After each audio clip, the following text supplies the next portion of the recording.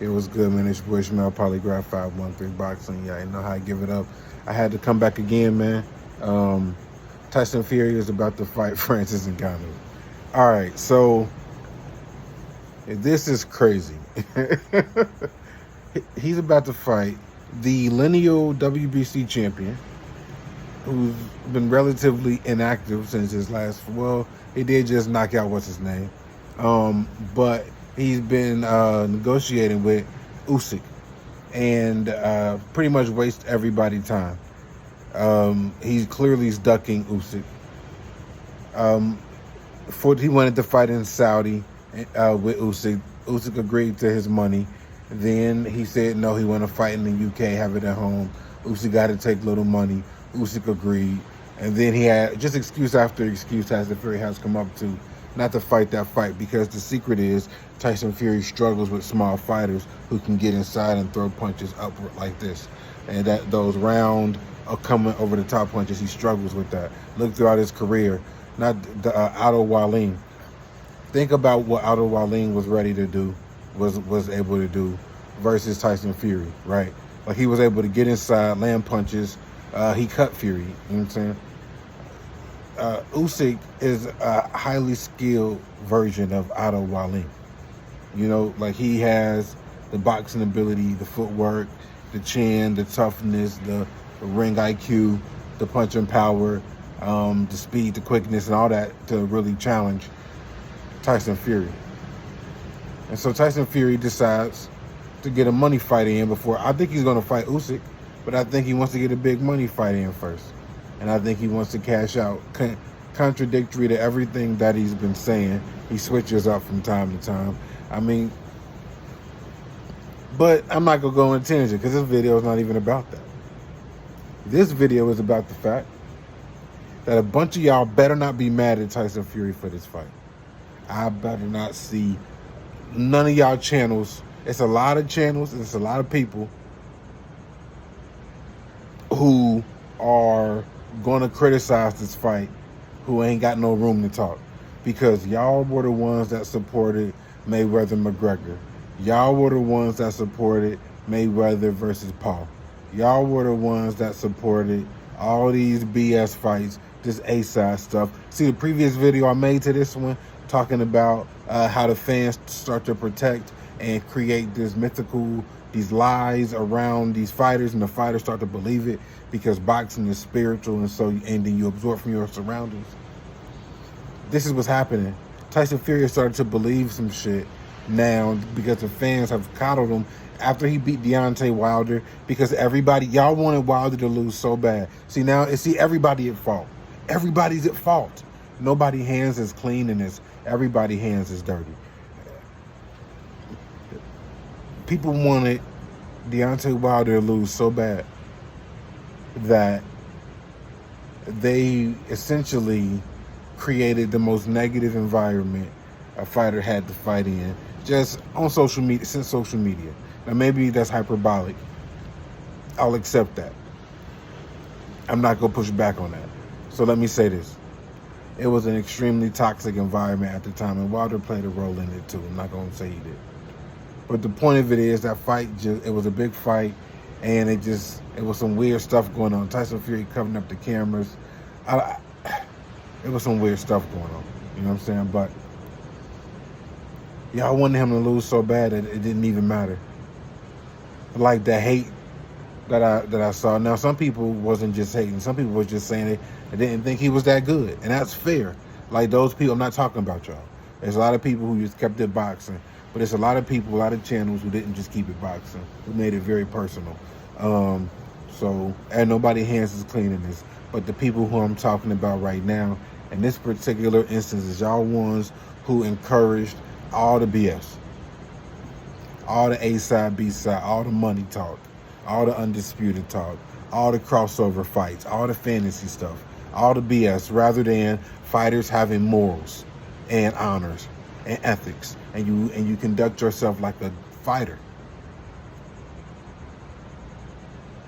You are consuming fire, man, and you take it as far as you can take it. Challenge yourself.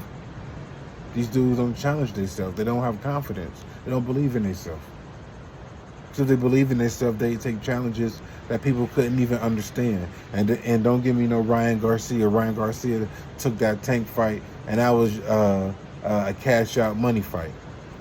The boy had been inactive because he had mental health issues. All respect to him. Handle your business. You got to keep your mind sharp. So I'm not knocking him for that, but this is the fact of the matter. That like he had lost all his momentum. He know it, and he wanted to try to get back in where he was supposed to be at, but hadn't done the work to get back to where he was at, or where he was progressing to. He never even became a champion. That was his title challenge. Now it makes sense because Tank ain't a champion either. So I guess that's the fight you fight to get to the champion. But don't give me that stuff, because these dudes ain't serious, man. By the time, listen, man, Ray Leonard, Duran, Hearns, you know what I'm saying? Guys like that, like by the time they was these guys' age, they had accomplished so much in the sport. Errol Spence and Crawford are 33 and 35, maybe 36 years old by the time the fight happens. That's past due. We acting like this fight happened on time. We got this fight, they 28 and 25 years old. Nah, man. These guys is in their mid-30s. This is Mayweather-Pacquiao still. But the fans, we caught up, man, in the game. It's so odd. It's so odd when you see it. But like, y'all better like this fight. Y'all better like this fight because it's what y'all wanted. It's what y'all said y'all like. Y'all like the big money fight. Like, you know what I'm saying, when Tank is ducking guys, y'all and fighting Brian Garcia, you know what I'm saying? Like, you say, well, it's about money. He did 1 million sales. It don't matter, right? Okay. So then, like, it's about money. He gonna do 1 million sales. Selling out arenas. It don't matter, right? That's what it's about. It's not about honor and integrity and defending your position and manhood. It's not about that. It's not about the spirit and the culture, the community of fighting, the fraternity of fighting. It's a fraternity. You know what I'm saying? Like, believe it or not everybody has thrown their hands in combat. You know what I'm saying? Like, and I'm talking about not everybody has even had a schoolyard tussle. You'd be surprised. And not saying you can't know the science of the sport and the art of the sport, but like there's a certain, I'm not even gonna get into it. But like I said, y'all better like this fight, and y'all better buy it. Y'all better hype it up. Y'all better say Tyson Fury is the best thing that y'all ever seen. Straight up. Straight up. Be consistent. Be consistent. Like I'm demanding consistency. And if you're not consistent, then you gotta explain why you're not consistent. And expose yourself and expose your real agenda. Because if you're not consistent, then you have an agenda.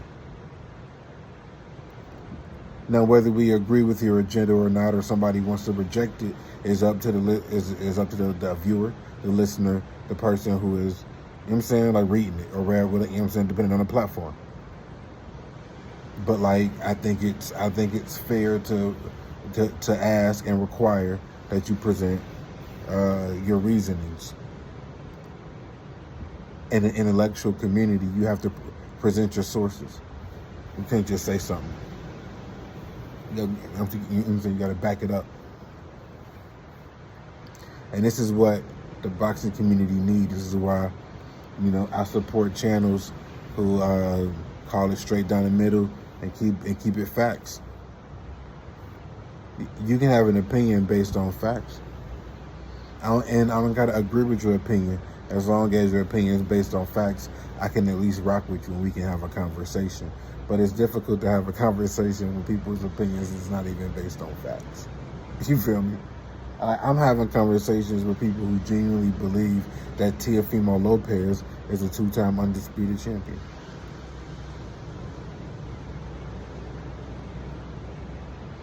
They don't understand the term undisputed. Lineal. See, and Tyson Fury is, in credit to Tyson Fury, he's the one that kind of reestablished the importance of the lineal championship. because like